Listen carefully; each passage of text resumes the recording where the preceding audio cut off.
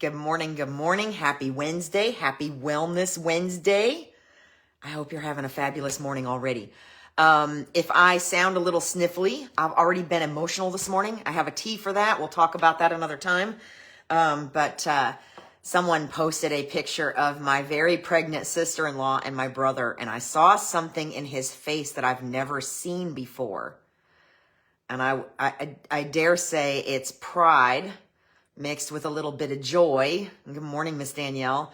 And she is a beautiful mother to be. And it was just such a beautiful picture. I had to text them. I was sniffling a little bit.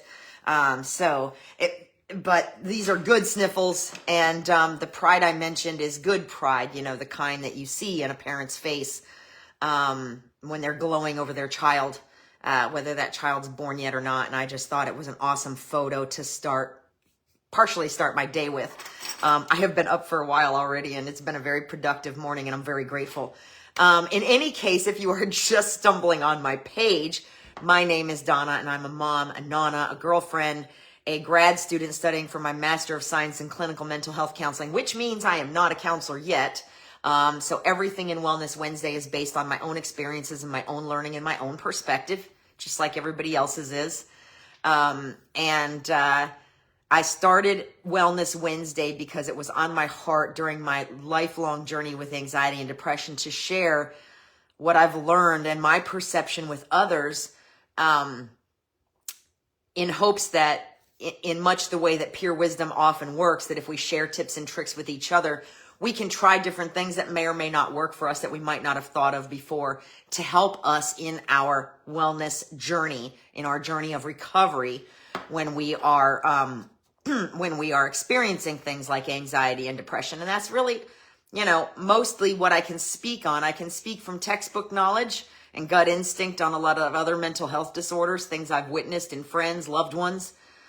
But here, mostly I talk about mindset because mindset for me has been the game changer, along with diet, exercise, etc. Mindset primarily, and changing my mindset has been the game changer for me in my journey with anxiety and depression and social anxiety and a little bit of body dysmorphia and things like that. So if you're just stumbling on my page, welcome. If you have been following me for a while, you know that last week I talked about the words that we say and who we say them in front of and about, and how they can impact more than we realize. And I hope you enjoyed that episode, and I will drop the link to that episode in the comments. It's also on my YouTube channel. And as always, if you're here, let me know you're here. If you don't see this till afterwards, you can still ask questions, make comments. Just please keep it politics free. And just know Facebook doesn't always show me all the things when I'm live. So if you ask a question or you make a comment and I don't acknowledge you, it's not because I am ignoring you. It's because I didn't see it. But I will definitely respond afterwards. So in any case, last week, again, we talked about words, paying attention to the words we say. My challenge to you last week was pay attention to the words you say this week about others, and about yourself, because that was a big part of it, and ask if this is something that's building someone up or tearing them down. My daughter likes to tell my grandkids, nice things or no things. And I've actually repeated that to myself a couple times this week already, because whether we say it out loud or not, we have to live with those thoughts, right? But saying it out loud can sometimes do more damage than we think. So definitely check that video out. Like I said, I'll drop the link in the comments. It's also on my YouTube channel. And let me know if you did that challenge and what you discovered about yourself and the words that you say.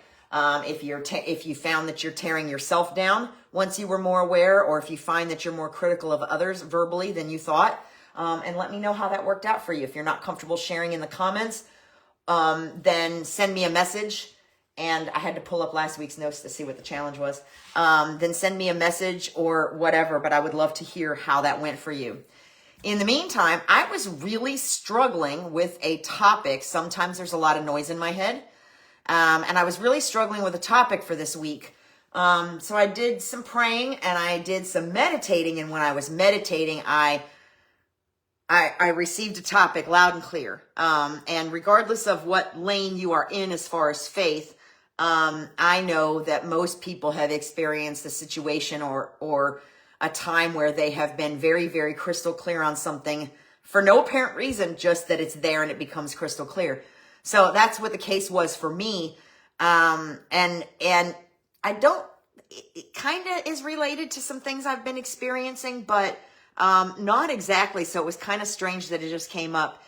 And then after I made the decision on the topic and after I fleshed out this week's episode, I happened to be at the end of my run yesterday, and I was listening to a motivational thing on YouTube that was faith-based. And as is always the case, when I'm struggling for a topic and I land on one, there are often affirmations that it's the right one after the fact, and that's what this turned into too. So the thought that came to mind was, I don't need anybody. And I know that's not true for me anymore. But that was the thought that came to mind, very clear and simple. I don't need anybody. And some of the ways that that has changed for me over time. And 8 to 10 years ago, not needing anybody, not truly believing it, you know, if you've ever thought it, if you've ever believed it, if you've ever said it, that was true for me. That was absolutely true for me. I was absolutely 100% convinced I could do anything by myself and I didn't need anybody else in my life. But the question is, if you've thought that before and you've believed it before, was it true? Or what was it, a statement of truth, or was it a statement of self-protection? In other words, kind of a story we tell ourselves. And I've done a video on that before too. And I'll try to find that in my YouTube channel. It's in there somewhere, and drop that link in the comments as well. So my question to you today, feel free to comment, or again, send me a message. Have you ever said to yourself, I don't need anybody, and either believed it or thought it or whatever? And whether or not, when you look back at that, if you think that's true. So where did this come from? So for the last 2 weeks, we've kind of talked about summer break. We've talked a lot about kids and adults and the way we speak and the way we behave. I think I see Miss Beverly's little face bubble there. Good morning. And kids, so sometimes I kind of run through the progression of this. It's kind of a natural progression from a thought to an observation to a whatever. Kids naturally seek connection, and summer tends to boost that. They look for connection in friends and teammates and cousins and camp buddies, etc. But at some point, many of us, we shift from the let's play, let's be friends attitude that kids often greet everything with, to I'm fine. I've got this. I don't need any help. In fact, I don't need anyone. And looking back, when I was younger, and you guys know a lot of my story, there was a lot of bullying, there was a lot of picking on, there was some challenges at home. And I didn't just adopt the loner label. It became my identity. It became my identity well into adulthood, which was a lot of what was behind some of my social anxiety. And I wore it with pride. So remember that word, for a little bit later. I wore that with pride as a badge of honor, that loner label. I believed it was strength, and I believed it was self-sufficiency, and I believed it was freedom. And I've always been an extroverted introvert. And that's, I heard somebody else describe it that way once, and I'm like, hey, that sounds right. I wanted to have friends. I wanted to be popular. Don't we all? But I was awkward. I was over enthusiastic. And I was a people pleaser at a very young age. So that meant that I often did whatever I could to try to make people like me. And frankly, it was just annoying to most people. I see that now when I look back, and I think I have met adults that are very much like how I was when I was younger. And I'm like, oof, yikes. So let me know if you've experienced that as well. Now, as an adult, I genuinely enjoy solitude. And I've learned that solitude is very restorative for me, especially as I grow in my faith. When I spend time alone, I'm not just spending time alone. I'm spending time with God, and I'm talking to God. So even more restorative for me, if you will. But only after I learned that solitude and isolation were not the same thing. They were not mutually exclusive. Solitude is far different from isolation. And isolation is often where we find ourselves when we take on that I don't need anybody mentality. Sorry guys, allergies, the whole 9 yards. So part of my independence was because it appeared and felt strong, and it added to my resilience. And I do believe it added to my resilience because I experienced a fair amount of adversity. So boosted my ability to survive through some difficult things. But most of all, it was an act of self-protection, because I think that many of us learn early that trusting people is very risky. And those of us that don't learn that early sometimes learn that later, right? But most of us learn early that trusting is risky. And if we don't need anyone, then we can't be disappointed, we can't be rejected, and we can't be hurt, right? So is this strength or is it self-preservation? For me, it was probably both, but more self-preservation. I built a lot of walls, and those walls served many purposes, but also eventually those walls became prisons, which is how I wound up with social anxiety and extreme, where on the scale that my counselor used to describe, the scale of anxiety and depression, as the depression started to subside, the anxiety ramped up. So the other thing we can't forget about the pride. Now, I've mentioned pride twice already. First time I mentioned pride was reference the look on my brother's face with his very pregnant wife. And that's a different kind of pride. That's that swelling of the heart. When you look at your child, or when you think about your child, whether that child's here or not, somebody you love very much, who you just see so much in. I feel it a lot with my daughter and my grandchildren. But pride, there's an ugly side to pride. Can we agree on that? And that pride often means that we don't ask for help because we think that needing help means we have failed. And we want to handle it ourselves, and we want to avoid being a burden. And we don't want to appear weak, and we want control. And all of those things, that's a word we've talked about a lot, control. And all of those things feed that ugly side of pride. So one of my biggest areas of growth has been in my relationships, with other people, my platonic relationships, my friendships, my relationships with myself, my romantic relationships, and my relationship with God. Huge themes lately for me have been about learning to connect, learning to lean on others, and definitely to trust. Those have been huge themes for me. That's something I have always struggled with because I want to do it myself. I don't think I ever maybe grew out of that stage of development, that very independent, I want to do it myself stage. I'm not sure I ever grew out of that until I was like in my, I don't know, I'm 52 now, so early 50s.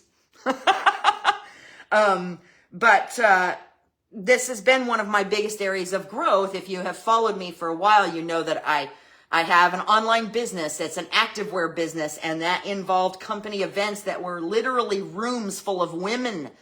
And sometimes my trust issues have been as much, if not more, with women as men, because I think I've been disappointed and hurt more by women. Men just called me ugly and ignored me, okay, for the most part when I was younger.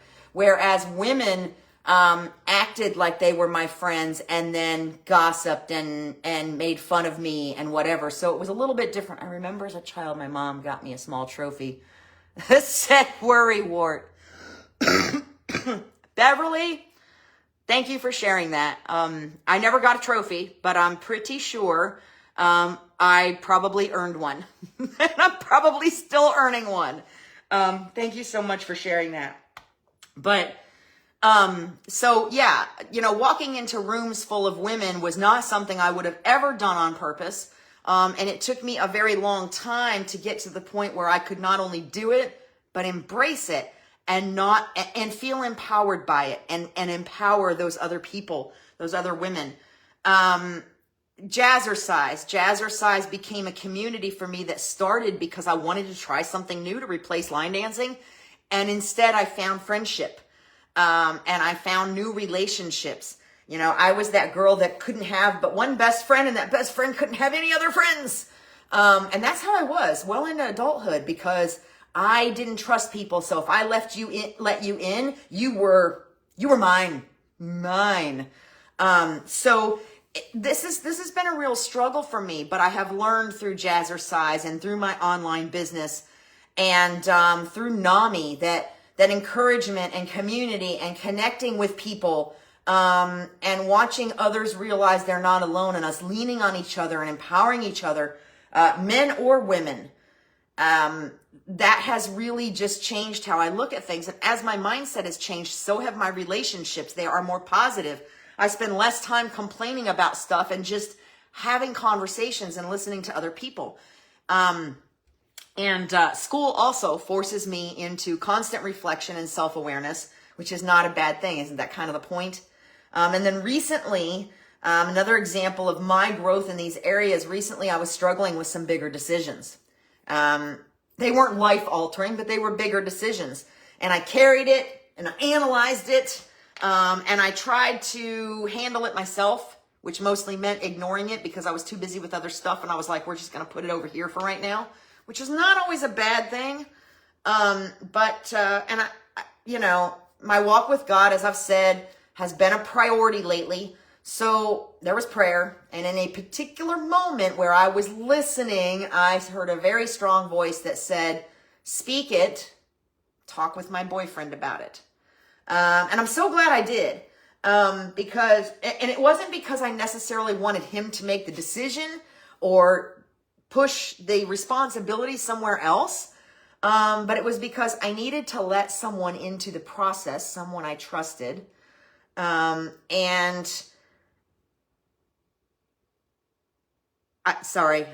notes so I can make sure I don't forget anything. Again, yeah, and years ago, that would not have happened. I didn't really care about anybody else's opinion. I'd already made my mind. I knew what I was going to do. But the peace I felt in leaning on him and sharing what I was thinking was indescribable. And that happened because over the past several years, I have finally not taken down the walls, because the walls did serve purposes. But I finally added doors to the walls, because sometimes you need to get around them or over them or through them or whatever. And a straight path through is sometimes the easiest way. So if you have walls, it's okay to add windows and doors. It doesn't mean you have to tear down everything that you knew and become completely vulnerable. But it's okay to open a door sometimes. So what does this have to do with wellness? What does this have to do with mental health? Well, one of the hardest things we ever have to do, or that we ever do, a lot of times, especially if we're those people who've decided we don't need anybody, one of the hardest things we ever do is ask for help, y'all. And it's not because we're weak. It's because it requires us to do things that we don't want to risk, like trust and vulnerability and humility. And for me, asking for help takes way more courage than anything else these days, because that is that stubborn pride I'm still holding on to. That is probably one of the last most damaging things that I'm still holding on to, is pride. The need to be self-sufficient, the need to not be a burden to anyone else. Not that anybody tells me I'm a burden, but that's something I still perceive. You know, so that's still an issue for me. But it takes way more courage than anything else. Including walking into rooms full of people. That's easy now compared to actually having to ask for help, or having to say to somebody like my boyfriend, I can't make this decision alone. I need some input. I need to speak it.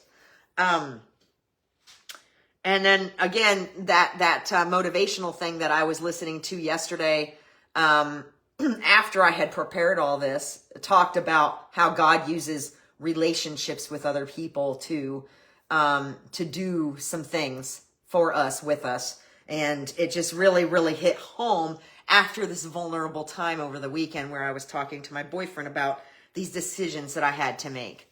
So, friendship circles, relationships of all kinds, support groups, recovery groups, therapy, these all start the same way. We have to let somebody else in. We have to go ahead and take that risk and stick our neck out there and be vulnerable and let someone else in. And I've also noticed that frequently the answers that I ask for, not from people, but from the man upstairs, are different. They look different than I expect. And it's almost never a neon sign. It's almost never a brick to the head or a parting of the sea. It's almost always in a conversation or an interaction with another human. And that's why, we were designed to be social creatures. We weren't designed to carry everything alone. And so, as I said, even when I say I only, now I don't say I don't need anybody. Now I say I only need God. But for me, He's usually working through other people, teachers, mentors, counselors, friends, support groups, as I said, community, sometimes even perfect strangers. So, I hope some of that made sense, and I hope some of that caused you to reflect on how willing you are to let others in and to stick your neck out there, because we build these walls and those walls serve a purpose when we build them. But again, sometimes those walls need doors. They don't necessarily have to be knocked down, because they serve a purpose and they represent something. And they can sometimes just represent boundaries. But we still have to be willing to put a door or a gate or bust a hole through, so that when we are ready to lean on someone else, and to connect with someone else, we can let them in a little easier. In any case, I hope you found this helpful. My challenge to you this week is, have you decided at any point that you don't need anybody, whether it was out of strength or pride or fear? Because usually they are all involved. And while that may have served a purpose at one point, I would ask you to think about whether or not it's still serving you today. And again, when I issue these challenges, I'd love if you'd share in the comments what your thoughts are once you've taken the challenge and reflected a little bit. But if you're not comfortable sharing publicly in the comments, then please feel free to send me a message. I would love to hear your thoughts on it. But that is my challenge. Have you ever decided at any point that you just don't need anybody, whether it was out of strength, pride, or fear? And think about whether or not those walls are still serving you today. Remember that solitude and isolation are not the same thing. We can seek solitude. And it doesn't mean that we have to isolate ourselves from connection. Independence and connection can absolutely coexist. But it's because we were designed for community and connection. And we were never meant to carry everything by ourselves. So that's all I have for you today. It just was, there's just so much going on around us. And we get so frustrated with other people that we forget that we're human too, because we're so busy trying to shut out all the other humans, right? So I hope you found this helpful. If you did, please share. Someone else may find it helpful too. Your girl is going for a walk. I got to move some lactic acid out of my legs. So I'm going for a walk, get my steps. And then when I'm done, I'll get this episode up on YouTube, and I'll find that other episode that I spoke of about the stories we tell ourselves. And I'll drop that in the comments too, because I do think it's relevant, to what I'm talking about today. And, in the meantime, between now and next Wednesday, maybe take a minute to let somebody in if that's something you're struggling with. And be well. Bye.